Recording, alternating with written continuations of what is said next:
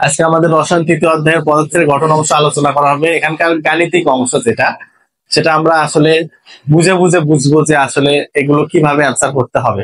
ঠিক আছে, তাহলে আমাদের প্রথমে তুমি দেখো যে একটা পরমাণু, অবশ্যই আমাদের রাদারফোর্ড অংশ থেকে কোনো সূত্র নেই, আমাদের বোর মডেল অংশ থেকে সূত্র আছে। তাহলে আমি বোর মডেলের একটা চিত্র অঙ্কন করবো এখানে। তাহলে এখানে একটা ইলেকট্রন, ধরো এই নিম্ন বোর মডেলে বলতেছে যে নিম্ন শক্তি স্তর থেকে উচ্চ শক্তি স্তরে যেতে পারে, উচ্চ শক্তি স্তর থেকে নিম্ন শক্তি স্তরে নেমে আসতে পারে। এক্ষেত্রে তাহলে এই ইলেকট্রন এক শক্তি স্তর থেকে অন্য শক্তি স্তরে যখন যাবে, বা ইলেকট্রন তার নিজ কক্ষপথে যখন ঘুরবে, এর কিন্তু একটা কি থাকবে, কৌণিক ভরবেগ থাকবে। কি থাকবে? কৌণিক ভরবেগ।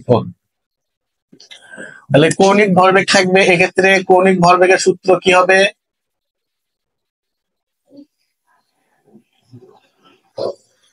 এর সূত্রটা কি হবে? এফ ভি আর ইকুয়াল কি হবে? এন এইচ ডিভাইডেড 2 পাই। আচ্ছা, এখানে এমটা কি? ইলেকট্রন এর ভর, এর মানটা কত? 9.11 ইন্টু 10⁻⁻28 কি গ্রাম। এটা কিন্তু কেজি করো, তাহলে কি হবে? 9.11 ইন্টু 10⁻31 কেজি। আচ্ছা, এখানে আরো কিছু রাশি আছে, যেমন হচ্ছে ভিটা কি বলো? ইলেকট্রন এর বেগ। হ্যাঁ, আচ্ছা, এর এককটা হবে মিটার পার সেকেন্ড। তার মানে আমরা এখানে গ্রামে অঙ্ক করবো না, কেজিতে অঙ্ক করবো, সেজন্য কেজির এককটাই কিন্তু বসেছে। হ্যাঁ, তাহলে এখানে দেখো আরটা কি? কক্ষপথের ব্যাসার্ধ। আচ্ছা, এর এককটা কি হবে তাহলে? মিটার। আর এনটা কি? কক্ষপথের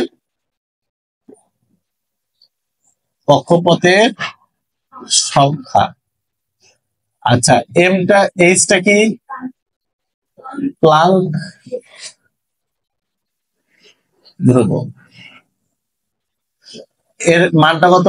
6.626 ইন্টু 10⁻⁻34।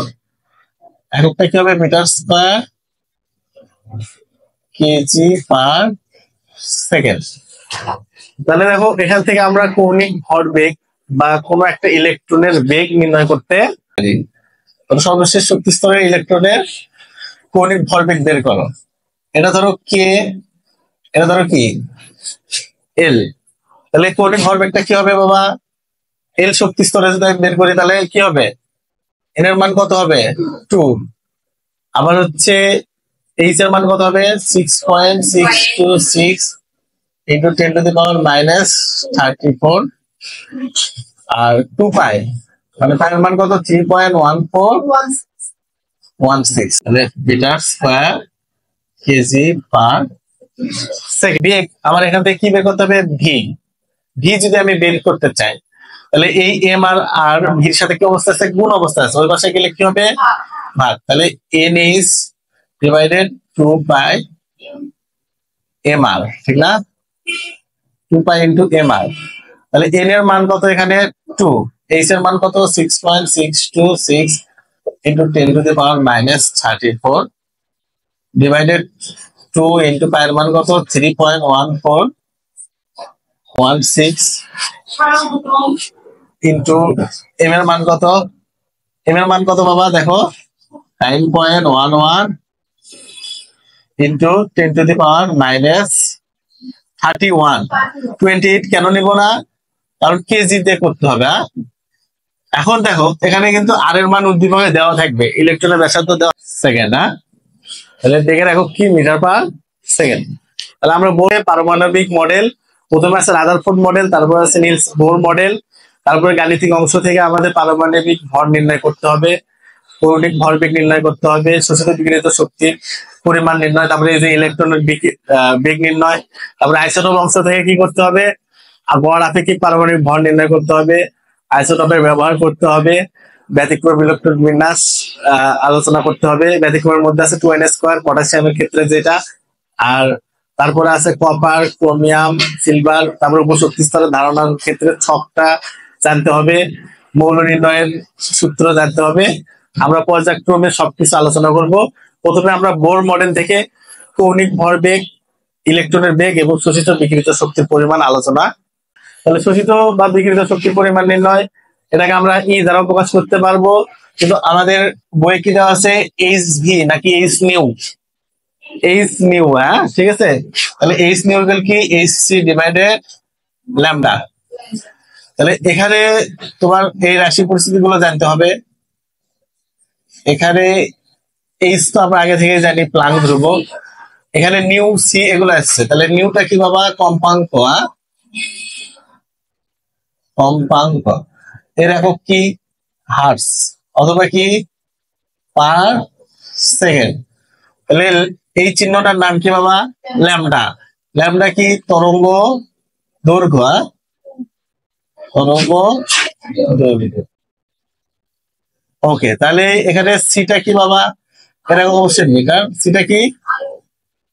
আলোর বেগ। আলোর বেগ। তাহলে এটার মান কত বলো? কনস্ট্যান্ট মান 3 গুণন 10⁸ মিটার পার সেকেন্ড। ওকে, তাহলে আমাদের আর কিছু রাশি লাগতেছে না। এই same to same Bohr model use করে আমরা এই ম্যাথটা করব। ধরো এখানে ল্যামডার মান দেওয়া আছে 480 ন্যানোমিটার, ঠিক আছে। তোমাকে বলতেছে যে বিশ্বসিত বা বিকৃত শক্তির পরিমাণ নির্ণয় করো, আর কিছু দেওয়া নাই অঙ্কে। তাহলে এই ধরনের অঙ্কে আমার কি করতে হবে? আগে সূত্র লিখতে হবে। যে আমরা জানি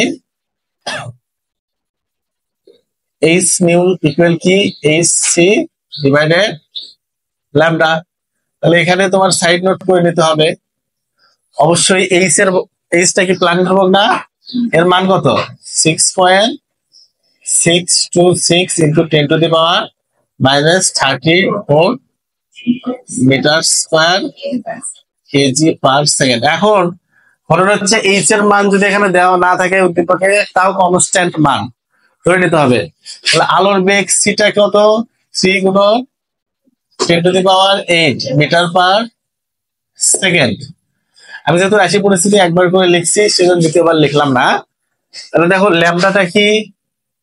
তরঙ্গ দৈর্ঘ্য, যার মান দেওয়া আছে কত? 480 ন্যানোমিটার। তাহলে ন্যানোমিটার কে মিটার, ন্যানোমিটার থাকতে পারে, মাইক্রোমিটার থাকতে পারে, হেক্টোমিটার থাকতে পারে, যে কোনো মিটারে থাকতে পারে, ঠিক আছে। মেগা থাকতে পারে, অ্যামস্ট্রং থাকতে পারে। তোমাকে সেখান থেকে মিটারে করতে হবে। মিটার ন্যানোমিটার থেকে মিটারে গেলে 10⁻⁹ কত দিয়ে গুণ দিতে হবে? -9 দিয়া, অথবা 10⁻⁹ দিয়ে ভাগ দিতে হবে, অথবা 10⁻⁻9 দ্বারা গুণ করতে হবে। তাহলে 480 ইন্টু 10⁻⁻9, এটা তাহলে কি হয়ে গেল বাবা? মিটার। আমরা এই মানটা ডাইরেক্ট এখানে বসাবো, আগে ক্যালকুলেট করার দরকার নেই। তাহলে শোষিত বা বিকিরিত শক্তি, তাহলে শক্তির পরিমাণ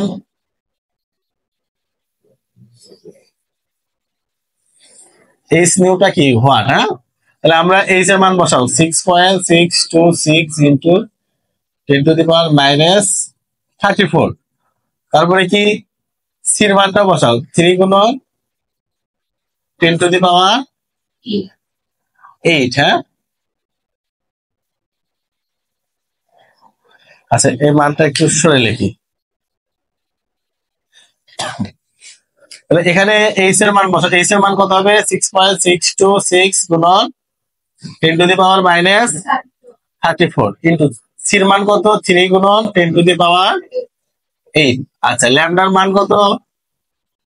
এই যে উদ্দীপকে দেওয়া ছিল 480 ইন্টু 10⁻⁻9। তাহলে অবশ্যই টপিক আলাদা আলাদা করে আলোচনা হবে এবং আলোচনার ফিডব্যাকও নেওয়া হবে, ঠিক আছে।